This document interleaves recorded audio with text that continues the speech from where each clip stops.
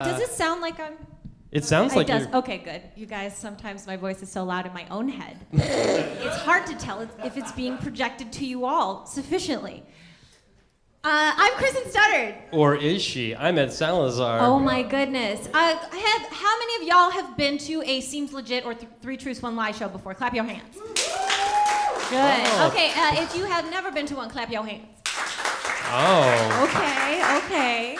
Thanks for coming, new people. Appreciate. Thanks for showing to the free one. This show is a storytelling show where we'll have 6 storytellers. And they're all telling true stories, except for one of them is a liar. Ooh. Oh my gosh, so it's almost like you're super gonna have to pay attention. Keep the napping to a minimum. Cool thing about this show is that you will have the chance to vote on who you think is the liar at the end. And what we like to do is we're going to teach you guys how to do that up top, just with little quickies from both Ed and myself. So here's our Twitter handles. These are us. And what we're It's fine. This Go is ahead. us. What we're about to do is we flip a coin literally 10 minutes before we come on stage to decide who's lying and who is telling the truth. Because preparing is for suckers. It's practically improv. Guys, tonight's theme is... Big break, because this is our big break, everybody. Can you feel it? You're part of history. So what we do is, Ed and I are both going to tell you a brief story. Very brief stories. Brief stories from our own lives. One of us will be lying. Ed, would you like to go first? I would love to go first and tell my very true story before you tell your very true story. We'll see about that. You take it. All right, everybody. This big break theme, I was not like the most supported person growing up. His parents were both orphans. That's a true statement. I basically grew up in like a sequel to a Dickens novel. And my parents like didn't know exactly how to support you. Like when I showed interest in music, they were just like, "That's great," and that was it. Like they never bought me a guitar or a violin or anything like that. But my mom did decide to support me one time. I was super obsessed with Neil Diamond, and I also loved choreography, and I loved the TV show Fame, and like I wanted to learn how to dance. So a normal mother would be like, "Oh, that's great, let's take you to dance lessons." My mom was like, "No, let's not do that." And I was like, "Okay, well I've watched Solid Gold enough. I can do this all on my own. I don't even need training." So I took Neil Diamond's Coming to America, which is a super awesome patriotic song. It's one of the most amazing. It literally makes country western people go like, "That's a little over the top with the patriotism." And my mom took me down. I lived in this town, Plattsville, Nebraska. No one's from here. There? Okay, cool. Don't clap. I was hoping one clap. Shout out from Plattsville. P-Town, what up? 6,000 people. Like if a zombie apocalypse were to happen, like no one would notice, sort of thing, like that kind of town, where literal tumbleweeds would roll through things. And my mom took me down to the VFW at 3 o'clock in the afternoon, I think just during a regular day of the week, with a boombox, and we had like, I think 4 people in sort of various levels of like injured from different wars. We basically had a representative from all of the great wars, and like the Civil War, like all of them. And they were all sitting up front, and I go up on stage and I hit play, and I do a whole choreographed dance number to Neil Diamond's Coming to America. I swear to God, What were you wearing? I was wearing something with a flag on it. I was wearing a t-shirt with a flag on it. I mean, like, it was a whole thing. I was, like, 9 or 10 years old, and America seemed really awesome. And I know that, like, there's a really, like, big breakdown moment where he's like,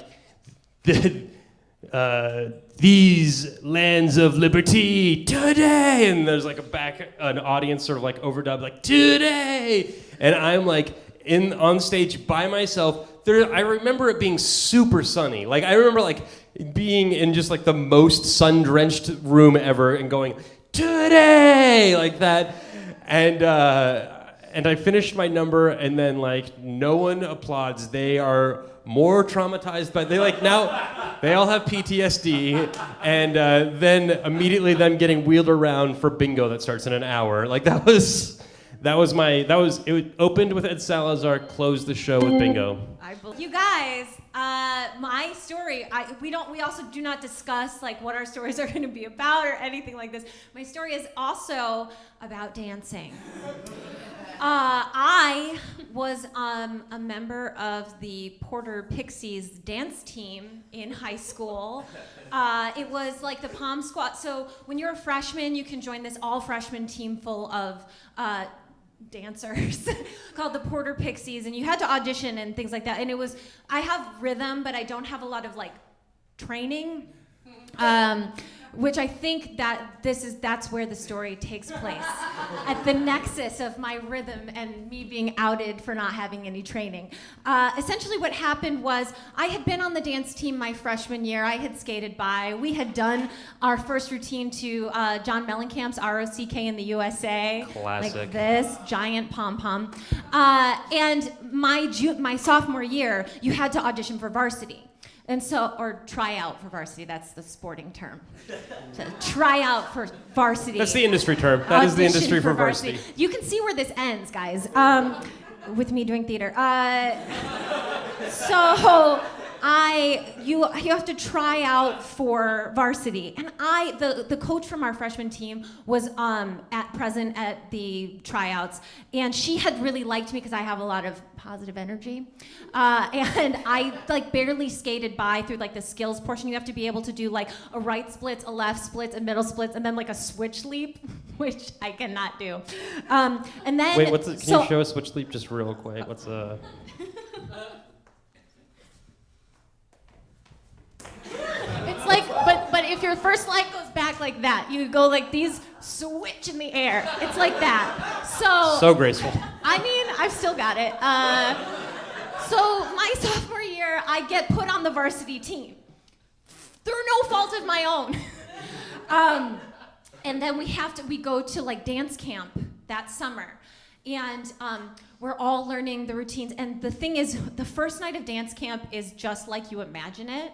It's just like a lot of girls with ponytails, ribbons, short shorts, matching everything. Just a lot of just estrogen flowing freely. And all of the schools perform for each other. And I had been having a really difficult time. There was this thing where you had to do, it's called a pull through. Your legs, I will not demonstrate, but basically you go like this with your legs, but you're on the ground. Your hips never leave the ground. You just sweep your legs like this around you. People can do that. Teenage girls can do that. I like wasn't one of them. And so we were there, but they wouldn't like cut the move from the routine. They just put me like in the super back. And there was all this pressure like on me to not make us look terrible in front of all of these people at dance camp, UDA dance camp. I'm fine. And so, I thought to myself, like, here we go. Like, I'm gonna be a member of the team. I'm not gonna fuck this up because adrenaline is going to like pull me through this pull through. It did not. I got stuck. Like, I got stuck to the point that during the routine, and I mean, I was in the back, but like I couldn't get up. Like I like pulled the inside of my thigh, trying to do it, and I just collapsed in the corner, crying. Oh, this is kind of a sad story, guys. But it turns out okay. Look, here I am. I'm fine. And so I pull my inner muscle, my groin muscle. I'm stuck on the ground. The two girls have to kind of like roll me off. They finished the routine, like my place in the kick line, just they like moved it in. And I quit the dance team to do the play later that month. Good choice. So guys, now's the time when you get to decide who's lying about their dance abilities. And Who? so what you're going to do is now you can take out your phone. phones. This is a cool thing about the show, is we don't rap. This is a part of the show where you get to pull out your phones and no one will yell at you. And just start tweeting at us who you think the liar is, whether you think my story of entertaining the troops is a lie, or Kristen's story of entertaining high schoolers is a lie. Horrifying the teenage girls. And Rachel will be tallying those tweets right now. Yes, and the polls are closed. Hold your phones away. Ed Salazar is the supposed liar. The liar is, and I have to admit this, Kristen started everybody.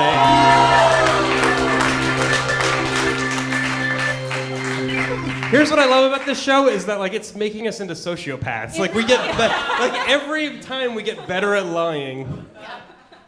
I was on the dance team, so it gave me some, you You grounded beautiful it. details to trick you with. That was great. Thanks. That was. So that's it, guys. You're gonna see some people tell really amazing stories, and at the end we're gonna do this all again for them.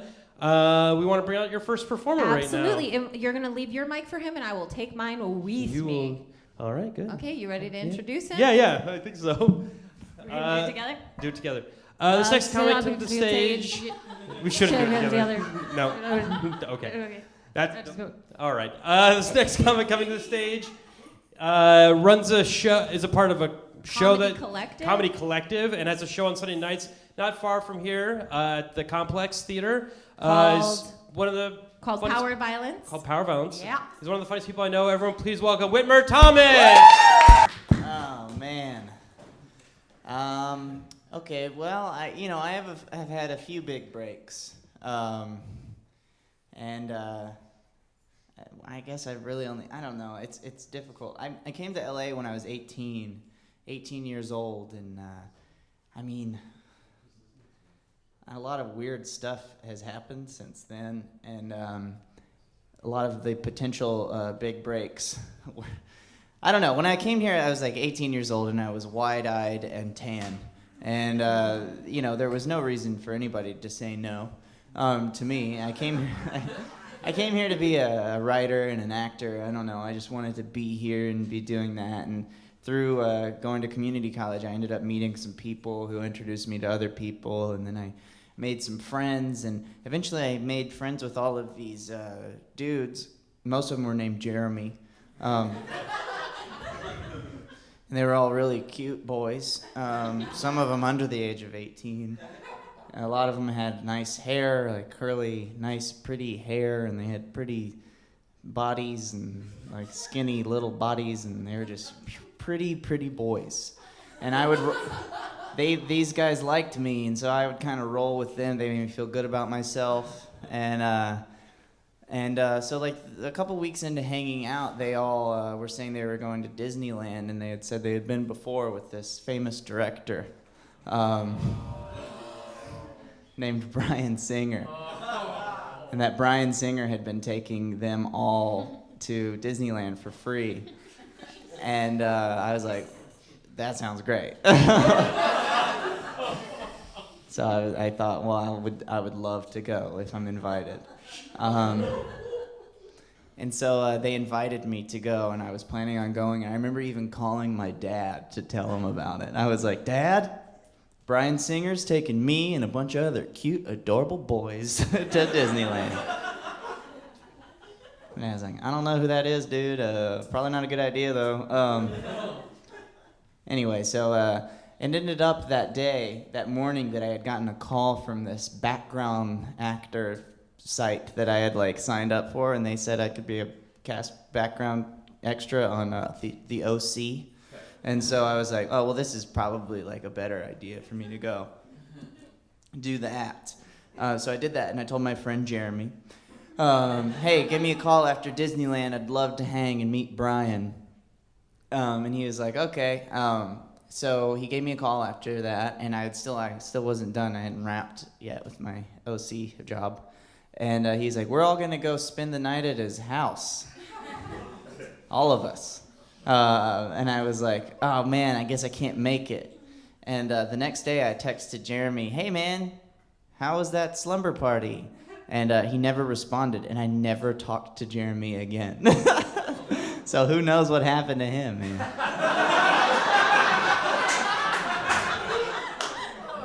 I feel like something scared him and he had to go back to Omaha or wherever he was from. But anyway, I could have been one of those boys, except I was 18, so I was an adult, but I looked like a boy. But I remember I regretted it every day that I didn't go. I was like, damn it.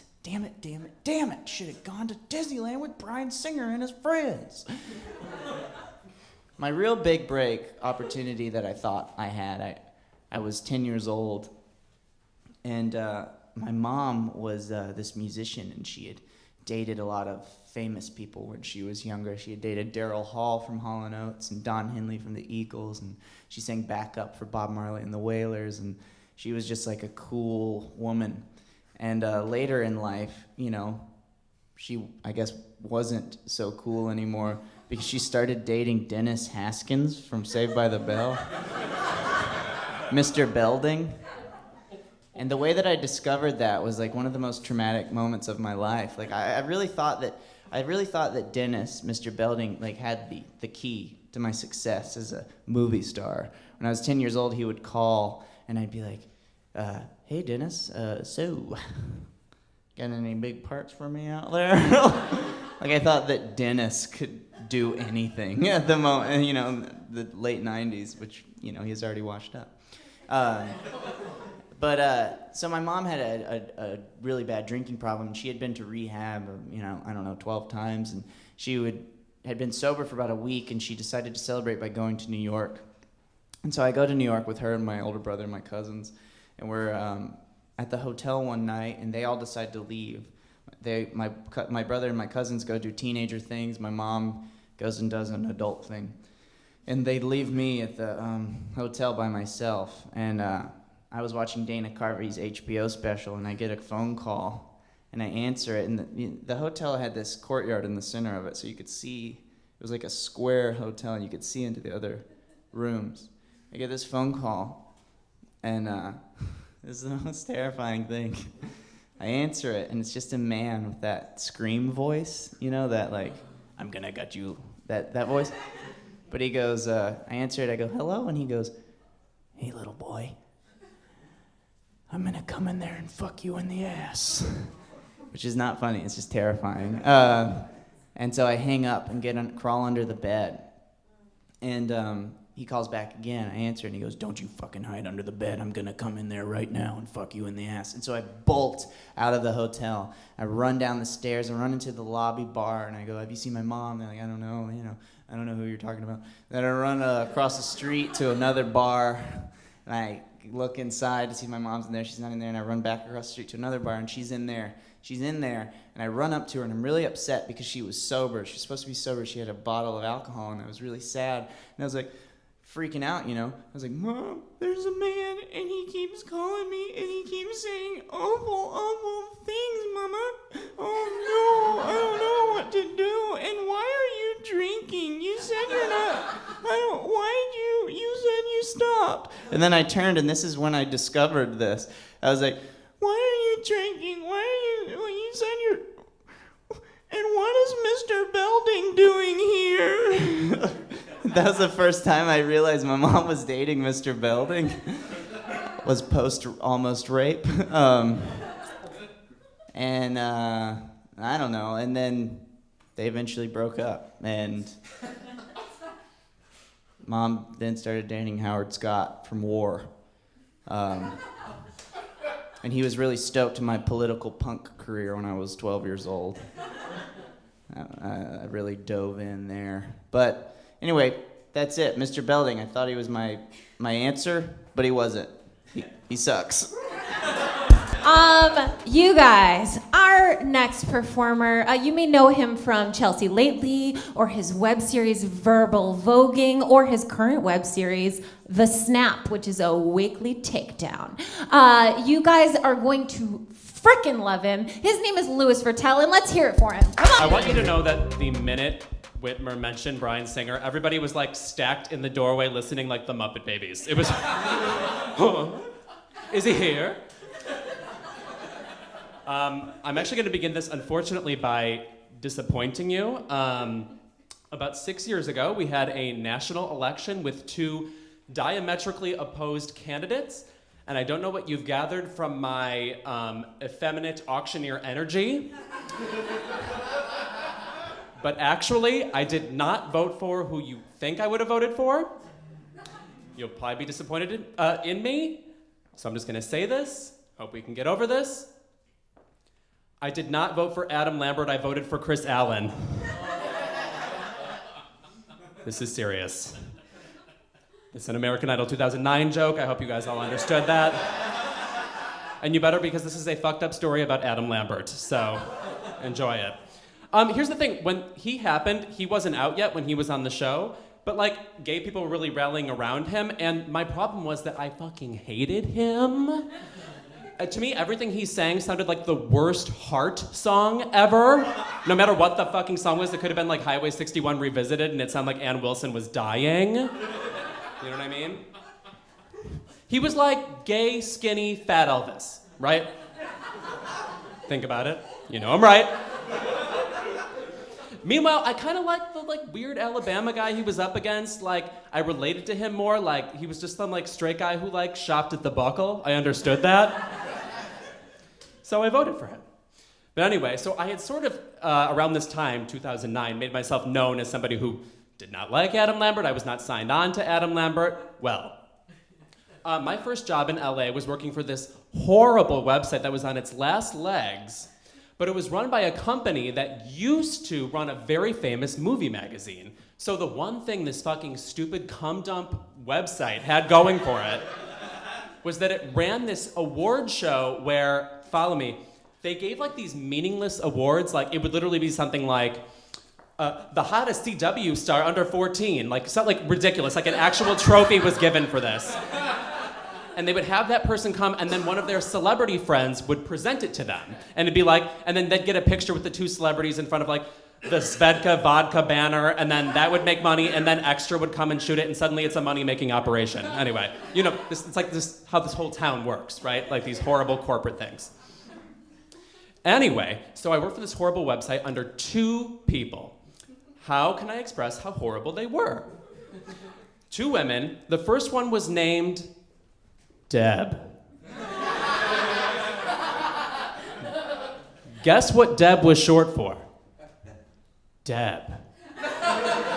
There was no more to the name. She was like a born and bred Deb. That's grim.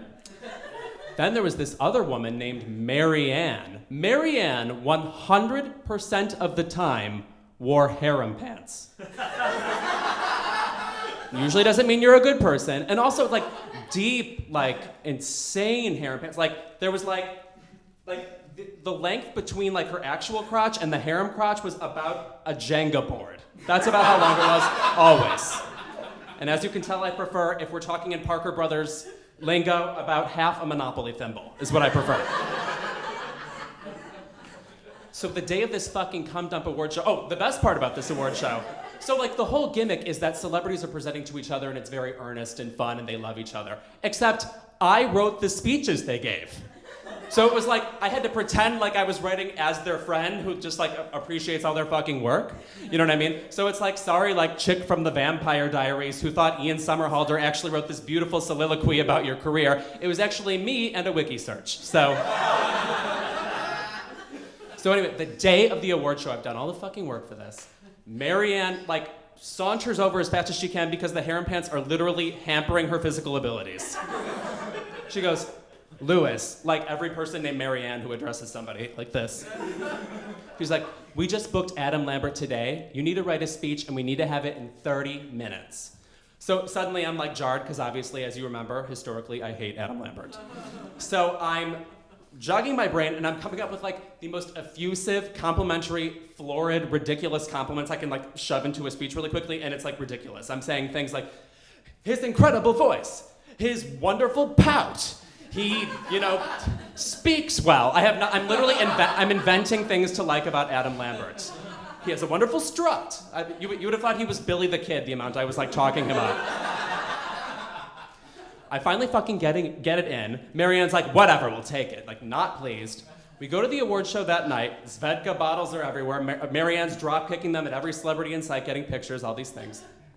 Who presents the award to Adam Lambert? But if you remember American Idol, there was a judge named Cara DiAguardi, who was the songwriter who replaced Paula Abdul, who had long squandered her PhD in vibology.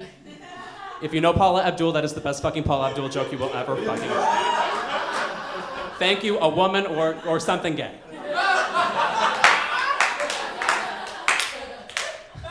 Anyway, so Cara is reading this horrible speech that I've written for Adam Lambert. And get this, she's fucking killing it.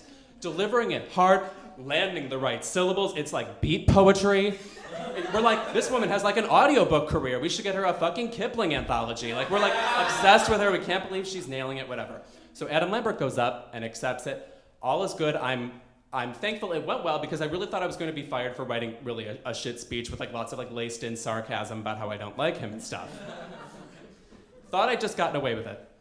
A couple of months later, finally, this is right when American Idol had ended, so Adam was actually like a humongous star for like that millisecond, you know what I'm talking about. Okay. I'm watching Entertainment Weekly and he's giving a video interview about his new album and about his favorite song on the album, which is called Strut. And they're asking him what like inspired the song. He goes, oh my gosh, a few months ago I was at an award show and Cara DiAguardi gave me this unbelievable speech about my strut and all these, and what I wear. He was like, we were both so inspired that we had to turn it into a song on the album.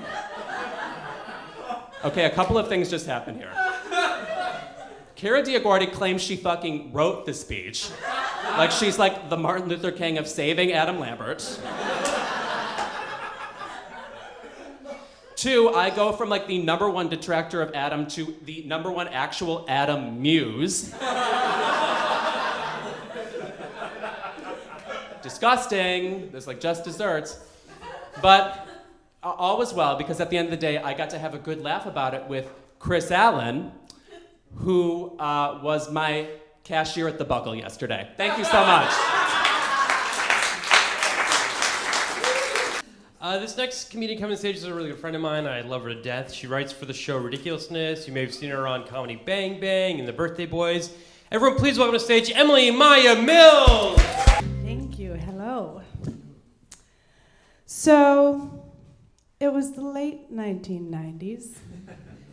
I was 19, and I was standing in front of a customs officer at the San Francisco International Airport, sweating my nubile little balls off.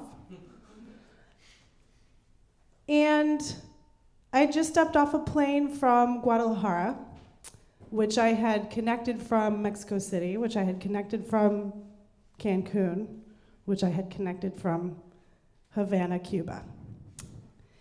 And this was Havana, Cuba of the 90s, you know, 90s Castro, like machine guns, embargo. He had the full-on Rachel and Fubu outfit on. And the passports were very explicit about how no American shall travel to Cuba or Libya or they'll cut your fucking hands off, you know, that kind of Cuba. And that wasn't exactly why I was sweating as I was standing there in front of this customs officer. That story started 2 years earlier when I was 17 and freshly emancipated, living on my own in San Francisco. And I had done what any newly emancipated 17-year-old young lady would do as a responsible adult. I borrowed a fake birth certificate from a couple of underage strippers and went to the DMV to create a fake identity so that I could buy myself strawberry boons like a big girl. And taking care of business. I had a job. I worked in retail at a place that sold half shirts and candles. So I didn't need any Haight Street bums to buy my booze for me, you know? So I don't know if you're clear on this, but the process, if you want to take a fake ID to create a fake identity at the California DMV, is pretty intricate. Step 1 is that you need to make sure you make it a field trip style party with 3 of your friends. You need to make sure that you have 2 roommates who both sell weed and smoke you out that morning instead of paying their electrical bill. You need to make sure you just stepped off the plane a couple days prior from visiting your grandma and grandpa in Virginia, so your ears haven't popped or cleared from that plane ride. And then step 4, I would say, is when you get to the actual desk, the counter at the DMV, you need to make sure your friends are still right by your side, so that as the attendant flips your birth certificate over and back over and looks at you quizzically and asks, have you ever had an identification in the state of California under any other name? Then you have one of your friends there to say, almost in slow motion, they're gonna take your thumbprint. The next step would be to have your eyes roll back in your head and you drop to the floor as you pass out. Unconscious. And then it's really easy after that, because the final step, or second to final step, is that the staff with the DMV will pick you up, shove a candy cane in your mouth because they think you're having a diabetic seizure, drag you towards the photo booth while you say, no, no, no, no, no, no, no, no, no, no, no, no, no, no. And as they cut you to the front of the line to immediately take your picture, you just very clearly say to your friend, Laura, distinctly and out loud, Laura, they're trying to get me. They're trying to get me. Then you have them take your photo of your very gray face that also sort of reads, I'm lost and my mother didn't hug me enough. And you go ahead and walk outside and run from the general manager of the DMV, who's calling out, are you sure you're okay? You don't want to wait for the paramedics? No, we're good. You get in your car, and then immediately when you hear the sirens, you peel out and start to run away from the fire trucks and the paramedics until somebody has the wherewithal to suggest that maybe we don't need to run from the paramedics. Come back around, get checked out, say, yeah, everything's fine, I just wasn't feeling well. And then get that ID in the mail 2 weeks later. So there is like a step 8 and 9, which would be to turn yourself in and quit smoking weed forever. Those are optional, and I skipped those. So there I was, standing in front of this customs officer, trying to re-enter the country from 90s Cuba. I had 2 boxes of Cohibas in my bag. I was planning on selling at my mom's office like Girl Scout cookies. And all I could think as I stood before that officer in that moment, the only thing that was running through my head was just, they're gonna take your thumbprint on a loop. And I was sweating. And he looked at me, and he looked at my passport, which they so cleverly stamp a piece of paper when you get to Havana, give you that as a token that I lost, of course. So there was no evidence. He looks at my passport, but he does do this sort of same flipping it over and flipping back over.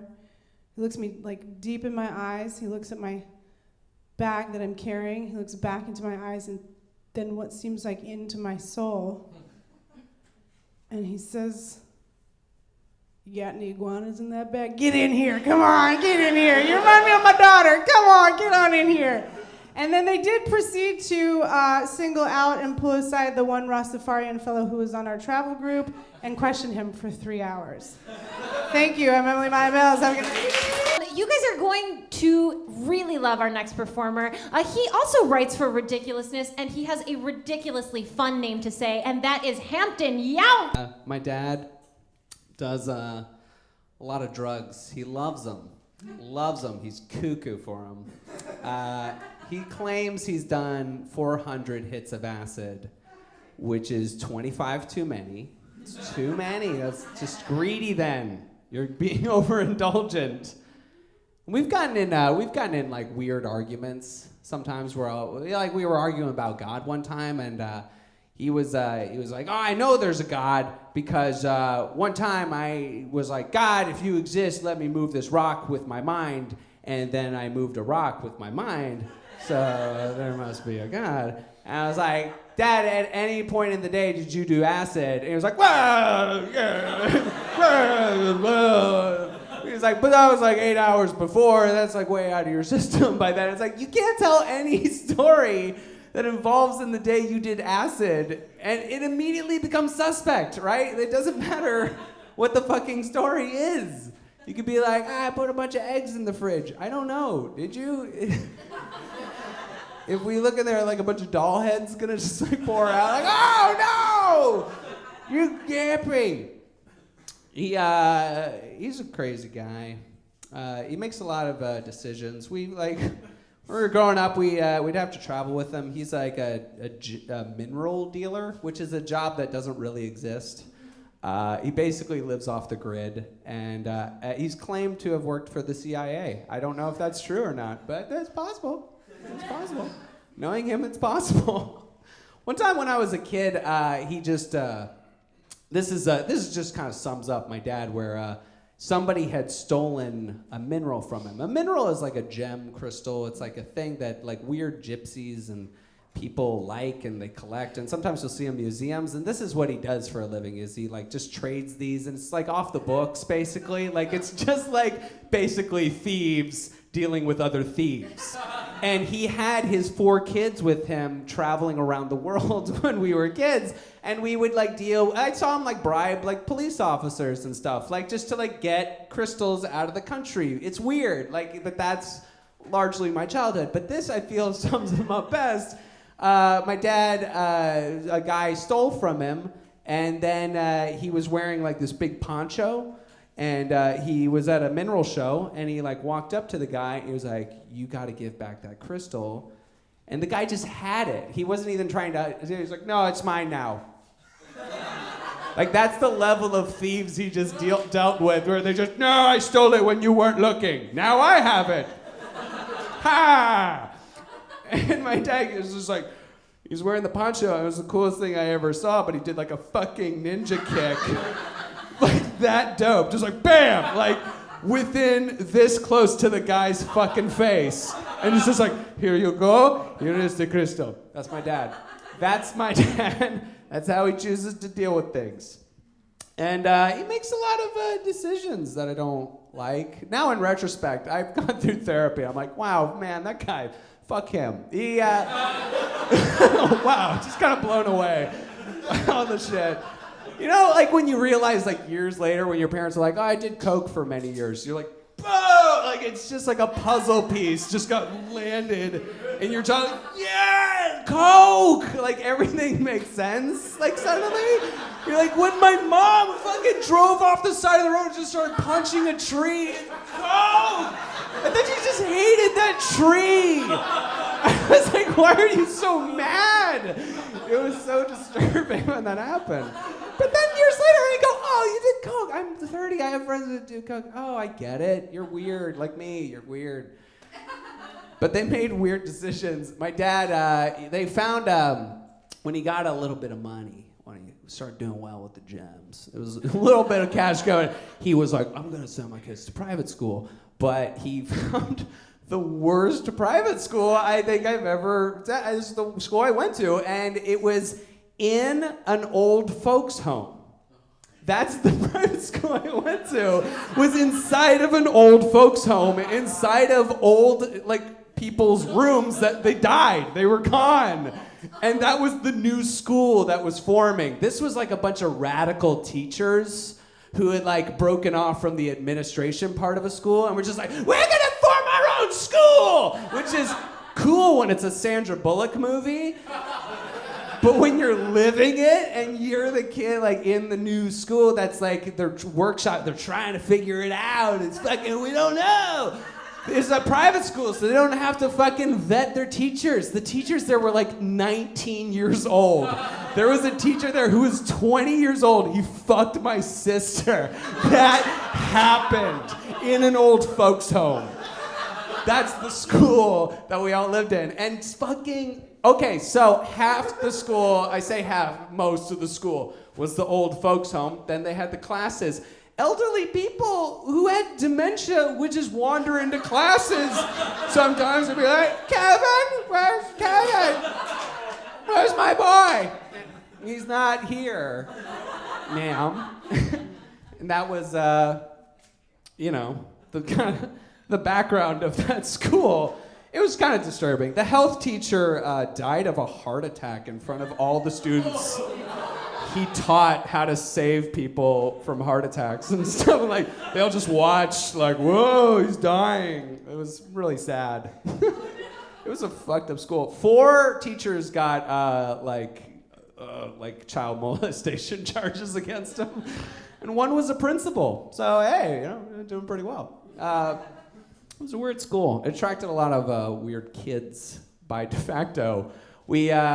We had sports teams, but they weren't like really sports teams because we don't have to play in like any actual kids like leagues, that were like in the States. It was just like private school leagues, which they made up an opponent for us.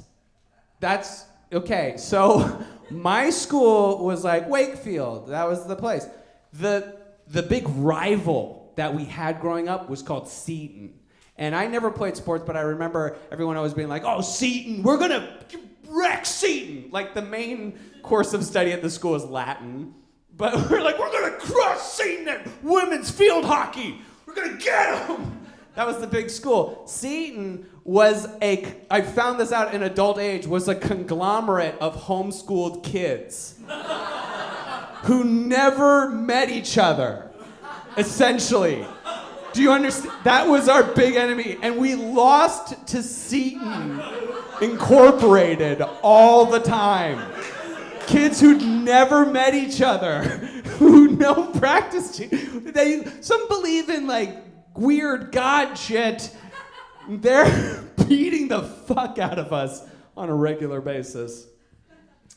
I kind of want to lead into that with just that the kids that went there, I think about them and they're all like kind of sexual degenerates. Like in retrospect, the kids who I went to like middle school with, like I feel like boys' puberty is way harder than girls' puberty. Like just in like the psychological end, not in the physical end. Like girls have it way harder on the physical end. Like you're growing like hair in new places, your chest is expanding, you're bleeding. It's like you're becoming a werewolf. Like it's really, it's a delicate time. But I think guys have it way worse, like psychologically with puberty. Just in the fact that every guy I know, at one point during his puberty, was shown something by another boy going through puberty that was so psychologically jarring, it stayed with him the rest of his life. When I was a kid, my friend, I was sitting on his couch in his basement, and he threw a pillow at my head, and then I looked down, and it was like a Hulk Hogan wrestling buddy. Do you remember those? The Hulk Hogan like wrestling buddies that you like flip around your basement? And he'd cut a little vagina out of the doll that he'd been fucking. And he threw that at me, and he was like, yeah? Pretty cool, right? And he goes, yeah?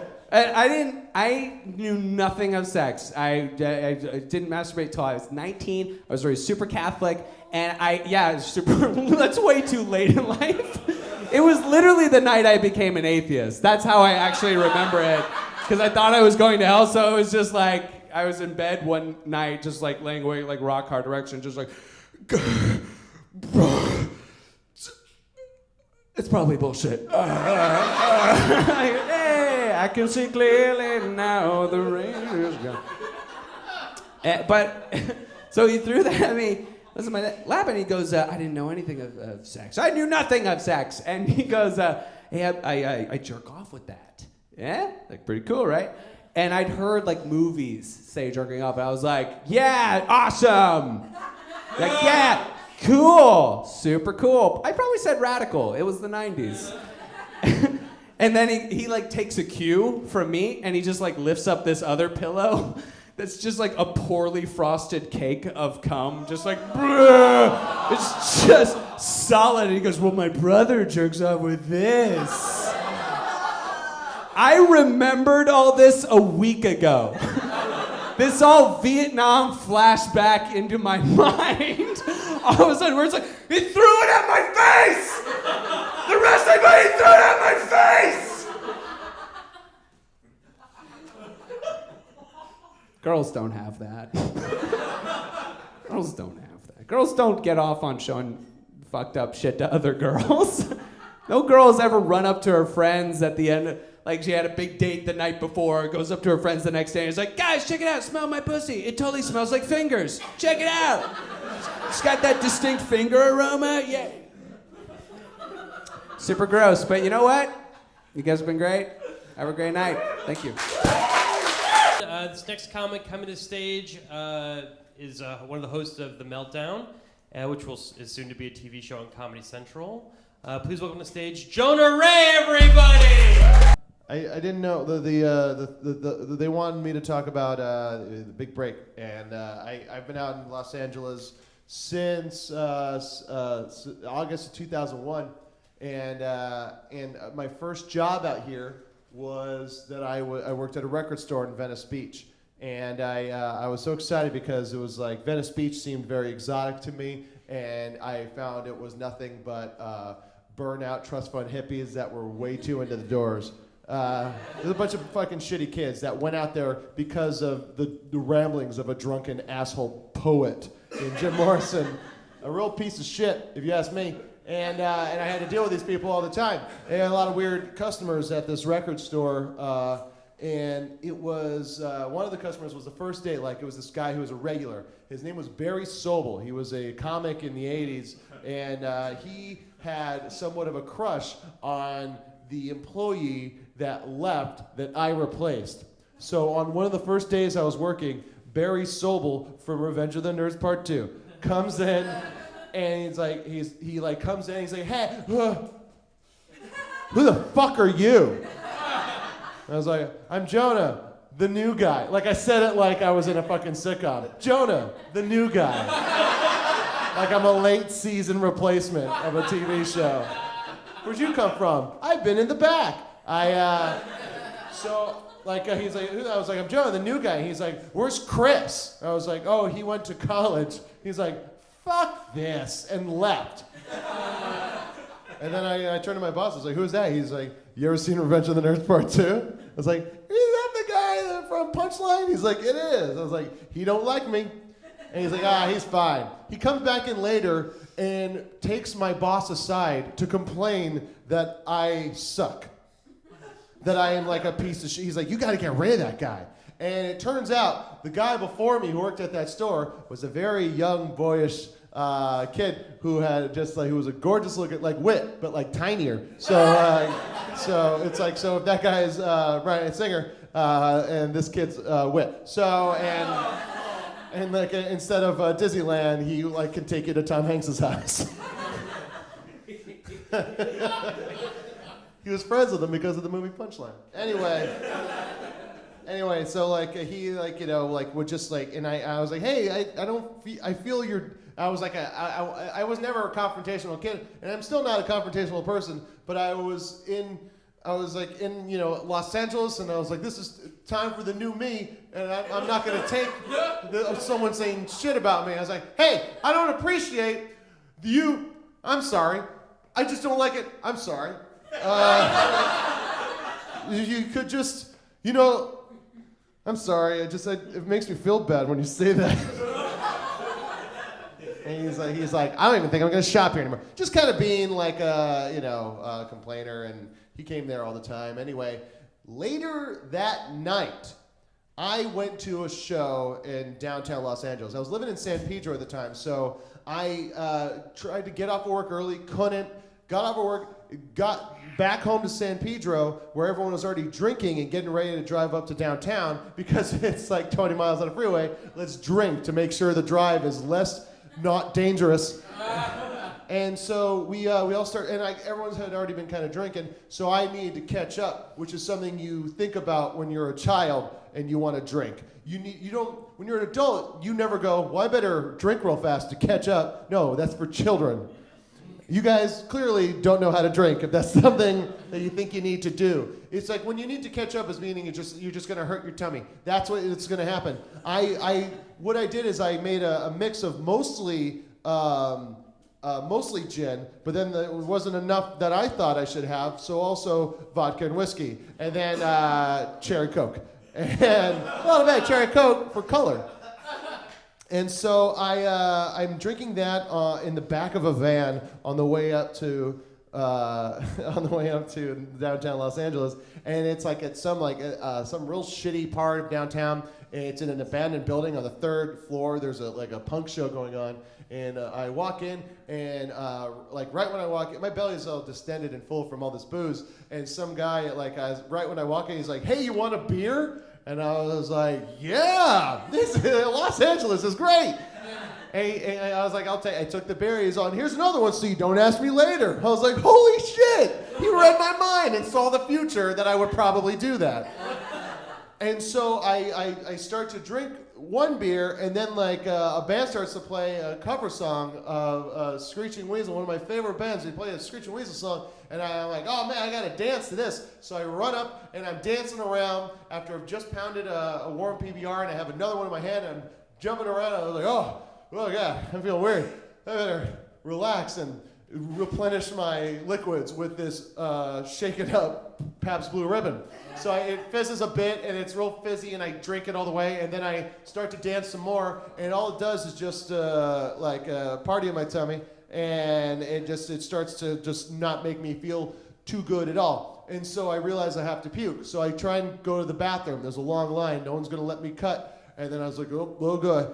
Here we go. And I go down the stairs and try to find a place in a stairwell where I can throw up, but there's just people doing drugs and having sex and making out. Just a sequence of just bad things. I don't want to ruin any kind of a heroin addict's good time by puking near him. He's going to do that himself soon enough. So I went out and I went out to outside the building, and there was just people everywhere. I didn't want to throw up in front of anybody. And so I started just getting real drunk and started kind of just wandering, and I went down an alleyway that no one was at, and I finally just started puking out everything that I had just ingested. And then I also had to pee real bad at the same time, so I puked this way and then peed this way.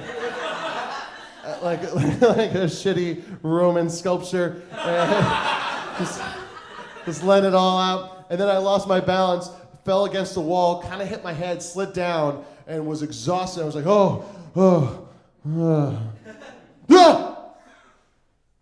It was one of those things where it felt like a second, but I looked at my watch, and 4 hours had passed by. 4 fucking hours. I was passed out with my pants down. Pee one side, puke the other. Nothing on me, which was kind of amazing. I was kind of like, what? Oh, fuck. Hey. Pretty amazed. And then I was like, oh God. And then I got up and I ran back to the place, and I ran in, and the show's done. It had got busted up by the cops. And I was like, has anyone seen my ride? I couldn't remember the guy who drove me, so I couldn't know who to ask for. So I was like, have you seen my dad? I felt like a fucking shitty lost kid. And I was like, no, I don't know. And I was like, oh God, I was asking around. No one knew where anyone was, because everyone just kind of scattered when the cops got there. And then I went outside, and I was walking up the street, and then I hear a voice go, oh, fuck. And it was fucking Barry Sobel coming out of a nondescript weird bar going, what the fuck are you doing here? And I was like, I got abandoned. I don't know where I am. I'm new. He's like, shit. Where do you live? And I was like, San Pedro? He's like, fuck. And so he says he'll give me a ride home. Aww. Yeah, I know. And I was like, are you sure? I thought you hated me. He's like, I was just being a prick. And then we got in his car, and we're driving down, and he's like, so what are you doing in Los Angeles? Why'd you move here? And I said, well, I want to do comedy. I want to be a comedian, and I want to do comedy. I want to act and stuff like that. He's like, oh, you know, I'm a comedian. I was like, no, I know. I remember your bits from Punchline and Revenge of the Nerds Part 2. And like, he's like, yeah, well, and then, you know, we were talking back and forth about comedy, and I hadn't done it yet. I hadn't done any stand-up, and I was afraid to. And he kind of like pumped me up, and like, he's like, hey, if you want, like, you know, I know guys at the Comedy Store, and I know guys at the Improv that like they can make it so you can just get into the open mic, so you don't have to go on the wait list, or you don't have to wait in line. You don't have to do any of that stuff.